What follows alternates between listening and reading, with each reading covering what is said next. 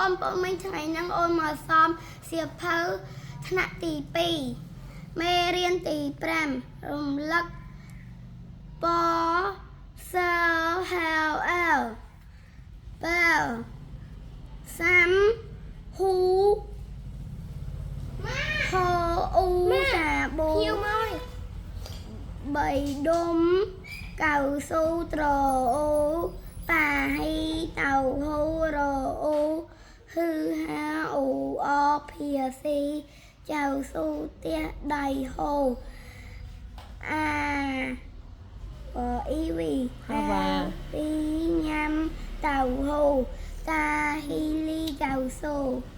ពូប៊ីថាទីនេះអូអមានញឹកជាជនកៅស៊ូត្រ